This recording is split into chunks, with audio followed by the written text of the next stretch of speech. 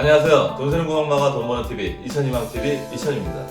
오늘은 요즘 네이버 실검 1위에 오를 정도로 핫한 모바일뱅크인 사이다뱅크의 수십 실금 통장에 가입해도 좋은지 아닌지 그 여부에 대해서 말씀을 드리겠습니다.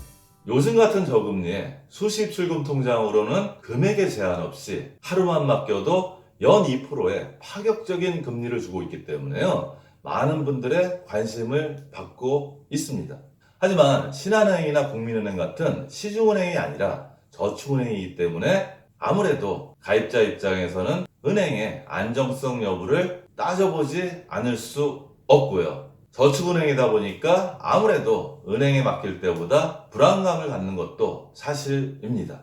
그래서 제가 오늘 사이다뱅크의 상품에 가입해도 좋은지 아닌지, 그리고 만약에 가입하신다면 어떤 부분에 유의하셔야 하는지 그 내용에 대해서 짚어드리겠습니다. 2000년대 초반만 해도 저축은행은 연세가 많으신 분들이 조금이라도 높은 이자를 받기 위해서 발품을 팔던 이금융권 은행이었습니다. 하지만 그 이후에 저축은행이 이자를 많이 준다는 소문이 나면서 많은 분들이 저축은행의 상품에 가입하셨습니다. 그런데 2008년 글로벌 금융위기 무렵부터 많은 저축은행들이 연쇄 파산하면서 사람들이 저축은행에 대해서 관심을 끊기 시작했습니다. 하지만 최근 3, 4년 정도 전부터 다시 저축은행들이 자산 건전성이 좋아졌고요. 게다가 공격적인 마케팅을 하면서 이미지 변신을 하고 있기 때문에 다시 사람들의 관심이 가고 있습니다. 수십 실금 통장이 이자를 많이 준다고 했는데요. 그러면 다른 은행이나 증권사 CM에 비해서 얼마나 주는지 그 부분부터 살펴보겠습니다.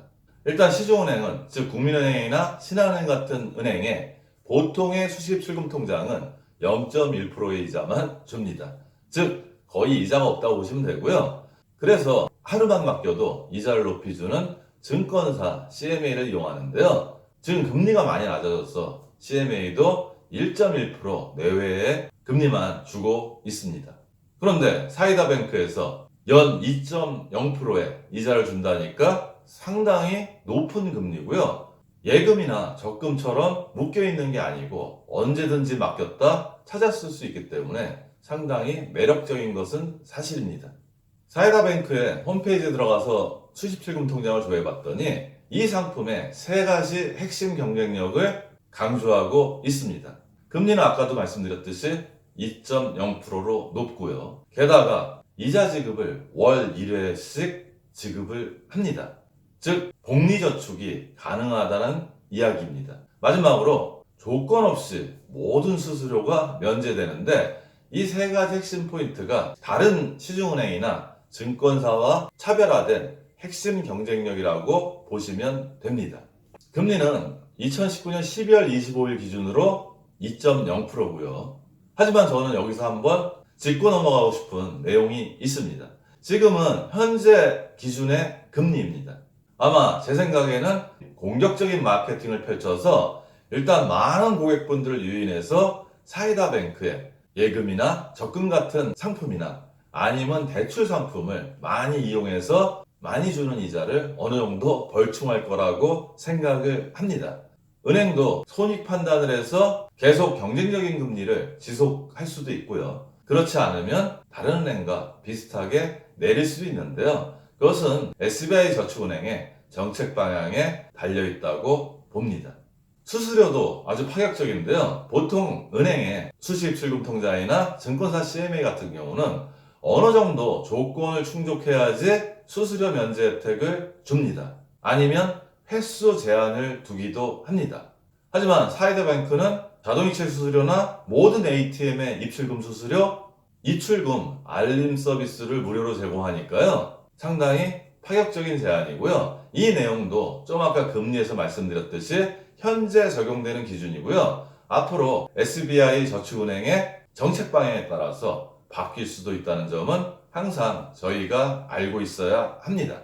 아까 핵심 경쟁력을 얘기할 때 월복리 저축이 가능하다고 제가 말씀을 드렸는데요. 매월 1일부터 말일까지 이자 계산을 한 후에 1일날 입금을 해주니까 그 다음에 1일부터 이자가 붙을 때는 원금에다가 이자를 더해서 이자가 붙으니까 월복리 저축 상품이 될 수도 있습니다. 이 부분도 상당히 파격적인 제안이고 경쟁력입니다.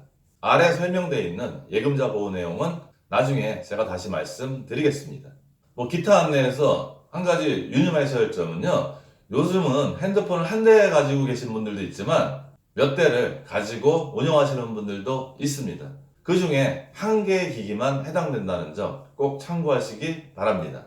그러면 이렇게 다른 시중은행이나 증권사 CM에 비해서 파격적인데, 그럼 이 은행이 안전한가? 내가 돈을 맡겨도 되는가? 금액에 제한 없이 맡겨도 된다는데 내가 목돈 한 5천, 6천만 원 정도가 있는데 이 은행에 맡겨도 되는지, 그 여부는 SBI 저축은행의 자산 건전성 여부를 파악해 보시고 난 후 결정하셔야 합니다. 그래서 제가 여러분들의 수고를 덜어드리기 위해서 저축은행 중앙의 홈페이지에 들어가서 경영 공시를 한번 살펴봤습니다. 최근 공시가 2019년 3월 공시까지 나와 있는데요. 일단 총 자산을 보면 2019년 3월 기준으로 8조 4천억 원으로요. 저축은행 중에는 상당히 규모가 큰 편입니다. 그래서 SBI 저축은행이 국내 1위의 저축은행이라고 이야기를 하고 있습니다. 전년 동기 대비 비교를 좀 해보면요. 일단 총자산 부분에서는 전년 동기에 6조 9천억이었는데 2019년 3월에 8조 4천억 원이고요. 총 수신, 즉 고객들이 돈을 맡기는 금액이 6조였는데 7조 3천억 원으로 증가를 했고요. 총 여신, 즉 대출이 나간 금액이 5조 7천억 원에서 6조 8천억으로 모든 지표가 성장하고 있다는 것을 보여주고 있습니다. 우리가 보통 시중은행이나 저축은행의 자산 건전성 여부를 파악할 때는요, 88클럽이라는 이야기를 많이 합니다. 고정이하 여신 비율은 8%보다 낮으면 낮을수록 건전한 거고요. 자기자본 비율, 즉 BIS 비율은 8%보다 높으면 높을수록 안전한 은행이라고 판단을 하시면 됩니다. 고정이하 여신 비율은 돈을 빌려줬다 떼인 비율인데요.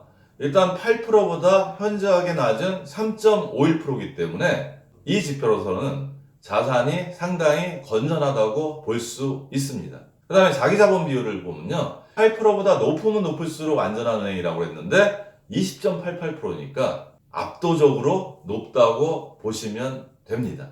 즉 간단한 지표만 살펴볼 때 SBI 저축은행은 2019년 3월 현재 자산 건전성 부분에서 전혀 문제가 없고 양호한 지표를 보여주기 때문에 돈을 맡겨도 별로 걱정을 안 하셔도 된다는 증거입니다. 이렇게 안전해서 혹시 사이다뱅크의 금융상품을 가입하기로 마음먹었다면요, 한 두 가지만 좀 핵심적으로 주의하셨으면 좋겠습니다. 먼저 저축은행들은 시중은행의 자산 규모보다 압도적으로 적기 때문에 조금 큰 충격이 오면 경영지표가 금방 널뛰기 하듯이 변합니다.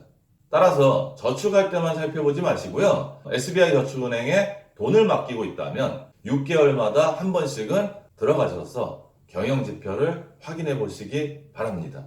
두 번째로 예금자 보호한도 5천만원, 이 부분 꼭 지켰으면 좋겠습니다. 1인당 원금과 이자를 합쳐서 5천만원까지 보호되는데요, 저는 이 부분을 항상 강조를 합니다. 왜 그러냐면 2008년 글로벌 금융위기 무렵에 많은 저축은행들이 연쇄 파산을 했는데요, 그 당시에 저축은행에 돈을 떼인 분들 중에 1억 원 이상 맡기신 분들이 17만 명 이상이 됐습니다. 그분들 모두 5천만 원까지밖에 보호받지 않고요, 애써 모으면서 한 푼이라도 더 이자를 받으려고 맡겼던 돈들을 다 잃어버리셨습니다. 제가 그 당시에 신문기사를 읽은 게 아직도 기억이 나는데요, 저축은행이 망하기 전날, 망하는 아침까지 고객분들이 이 은행 안전하냐고 물어봤는데 창구의 직원들이 어쩔 수 없이 안전하다고 이야기를 했다고 하는 기사였습니다. 즉 어떤 리스크가 오더라도 우리가 항상 안전장치를 마련해 놓는 게 금리 조금 더 받는 것보다 더 우선적인 일이니까 그 부분은 항상 명심하시기 바랍니다. 오늘은 파격적인 금리와 수수료 면제 혜택을 주는 모바일뱅크 사이다뱅크의 수십 출금 통장을 가입해도 좋은지 아닌지 그 여부에 대해서 알아봤습니다. 오늘 내용도 도움이 되셨으면 좋겠고요. 오늘도 행복한 돈 관리 되세요.